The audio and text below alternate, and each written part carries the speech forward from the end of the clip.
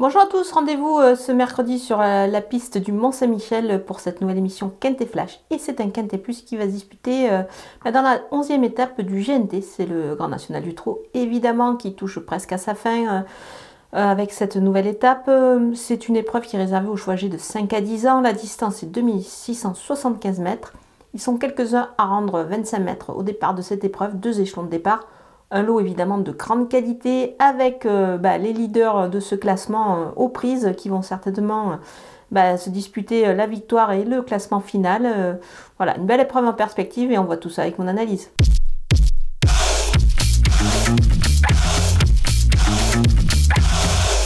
On attaque avec mes bases et le numéro 16, Horace du Goutier, c'est tout simplement le leader de ce GNT, évidemment. Il devrait encore briller dans cette catégorie-là, l'engagement est parfait, le cheval est au top, rendre les maîtres, c'est pas un problème. Il s'annonce redoutable. Le numéro 13, Gaspard d'Angis, évidemment, c'est son principal adversaire pour moi dans cette épreuve. Il va tenter de, pourquoi pas, contrer Horace du Goutier et batailler un petit peu pour les premières places de ce classement. Il peut gagner ici avec Éric Raffin et en étant pieds nus.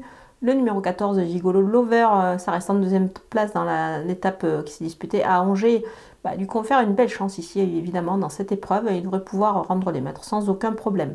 Les opposants avec le numéro 5, Alicia Bella, plaisante sur le gazon récemment à Cran. Elle est en mesure de répéter sa 4e place qu'elle avait obtenue dans une étape du GNT. C'était à Saint-Malo, donc revenir sur cette surface n'est pas du tout un souci pour elle.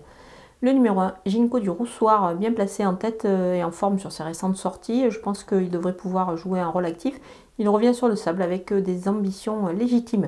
Le numéro 8, Goutte du Houlpé. L'engagement est vraiment parfait pour elle. Ici, cet engagement arrive à point nommé. Pieds nus ici et bien engagé, évidemment. C'est une belle chance. Le numéro 4, Fanatique Flash, un sujet plutôt intéressant qui peut encore glaner une place, comme c'était le cas à Saint-Malo dernièrement dans l'étape Malouine. Donc voilà, attention à lui. Mon coup de poker, c'est le numéro 7, Gaélique du Rocher. On ne va pas lui tenir rigueur de son récent échec. Le cheval est plutôt bien engagé. Il devra en profiter ici, à mon avis, pour se racheter. Donc on va le suivre ici de très près et le retenir quand même assez haut. Les outsiders avec le 2 In Excess bleu Daille lors de sa rentrée disqualifié ce jour-là. Il peut encore manquer d'une course pour ce rendez-vous ici, évidemment, d'autant qu'il est ferré. Mais attention, même si on peut attendre les prochains engagements, notamment l'étape du Croisé-la-Roche, pourquoi pas, il peut quand même se placer parce qu'il y a quand même pas mal de chevaux qui vont effectuer leur entrée et qui seront difficiles à conseiller. Donc voilà, il fait partie des éléments qui peuvent, pourquoi pas, créer une petite surprise.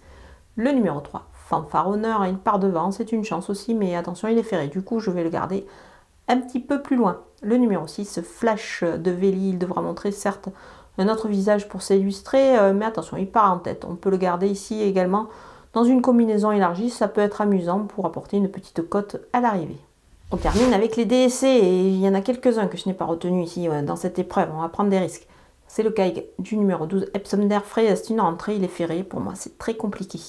Le numéro 9, Illéalgo des Noé, il aura du mal ici, surtout qu'il va rendre la distance. Le numéro 11, Falco d'Avaroche, c'est une petite rentrée en étant lui aussi avec ses fers dans cette épreuve. Il aura d'autres occasions, à mon avis, de s'illustrer un petit peu plus tard. Le numéro 10, FaceTime, absent de longs mois, il aura certainement besoin de cette course et certainement d'autres parcours également pour se remettre dans le rythme. Donc on va l'écarter. Le numéro 15, Fine Colline, on la connaît bien ici, évidemment, c'est une jument de très grande qualité, mais attention, elle poursuit sa remise en route. On va encore attendre du coup avec elle. Voilà, on a passé en revue tous les partants de ce Quintet Plus au Mont-Saint-Michel. Une belle étape du GNT à suivre vraiment avec attention ici. Moi je vous laisse avec ma sélection et mes conseils de jeu.